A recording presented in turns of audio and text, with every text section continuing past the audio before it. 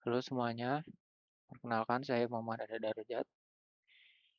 Jadi di video kali ini kita bakal bahas materi tentang terang dan juga native VLAN. Nah, tapi sebelum mulai, mari kita ingat lagi nih konsep basic Cisco yang udah pernah kita pelajari sebelumnya. Nah, seperti yang kita ketahui, switch itu menggunakan MAC address untuk meneruskan frame ke tujuannya. Nah, untuk VLAN sendiri, fungsi utamanya adalah memisahkan jaringan menjadi beberapa broadcast domain.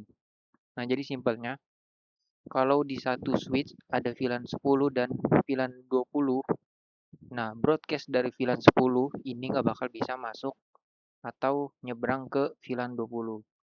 Nah, terus pertanyaannya gimana kalau kita mau menghubungkan VLAN yang sama tapi posisinya ada di switch yang berbeda? Nah, pasti repot dan nggak efisien banget kan? Nah, kalau kita harus narik satu kabel fisik khusus untuk setiap VLAN. Nah, solusinya adalah pakai yang namanya terang. Nah, terang ini ibarat mode port pada switch yang bertugas untuk membawa lalu lintas dari lebih dari satu VLAN melalui satu koneksi fisik. Nah, dengan adanya terang ini, beberapa VLAN bisa masuk melewati satu kabel yang sama. Jadi kita nggak perlu repot bikin satu kabel khusus buat tiap-tiap VLAN. Nah, fungsi terang ini ngebantu banget buat infrastruktur kita gitu. Nah, selain bisa membawa beberapa VLAN dalam satu kabel, terang juga otomatis mengurangi jumlah kabel yang kita butuhkan antar perangkat. Jadinya kita lebih gampang kalau mau develop jaringan yang punya banyak VLAN. Dan komunikasi antar VLAN yang sama di switch yang berbeda bisa tetap terjaga gitu. Intinya, terang itu bikin topologi jaringan kita jadi lebih sederhana dan juga efisien. Nah, terus gimana caranya biar data dari masing-masing VLAN ini nggak kecampur pas lewat kabel yang sama? Nah, disinilah proses yang namanya tagging atau pelabelan. Nah, cara kerjanya gini. Jadi waktu PC ngirim frame ke switch lewat access port, switch bakal langsung identifikasi nih VLAN dari frame itu dan nambahin label VLAN sebelum dikirim lewat jalur terang tersebut. Nah, frame-frame dari beberapa VLAN ini nantinya dikirim barengan lewat satu link terang dalam bentuk udah dikasih label. Nah, jadi pas sampai di seberang, switch tujuan bakal ngebaca label VLAN di frame yang diterima tadi. Nah, dari label itu, switch jadi tahu nih, oh frame ini punya VLAN 10 atau oh yang ini punya VLAN 20. Nah, setelah itu switch tinggal nerusin frame-nya ke access port yang sesuai sama VLAN asalnya. Nah, terakhir pas frame-nya mau keluar PC tujuan, label VLAN ini dihapus. Jadi PC tetap menerima frame seperti biasa tanpa tahu ada proses labelan tadi. Nah, selain frame yang punya label di jalur terang, ini juga ada frame yang lewat tanpa label.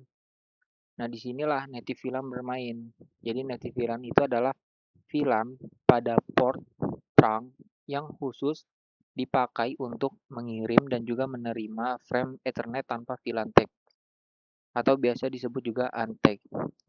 Nah, beda sama VLAN lain yang bawa identitas pas ngelewatin terang.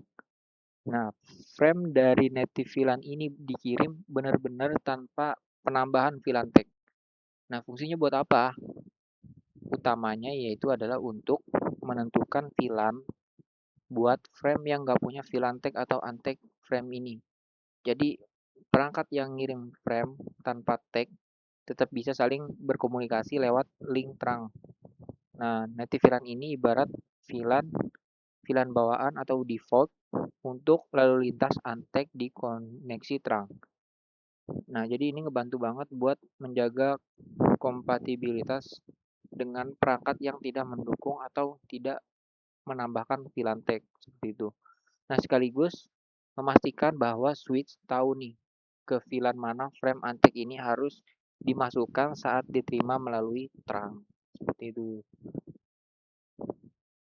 Nah, biar lebih gampang diingat kesimpulannya, Trunk itu membawa banyak VLAN. VLAN bisa dikirim dengan VLAN tag, sementara native VLAN dikirim tanpa VLAN tag atau untagged. Jadi, trunk link ini membawa kedua jenis frame tadi secara bersamaan. Nah, frame dari VLAN biasa dikasih VLAN tag pas keluar dari port trunk. Kalau frame dari native VLAN yang nggak diberi VLAN tag sama sekali, nanti di ujung penerima switch bakal ngebaca tag untuk frame yang bertag dan langsung memasukkan frame yang tanpa tag ke native VLAN.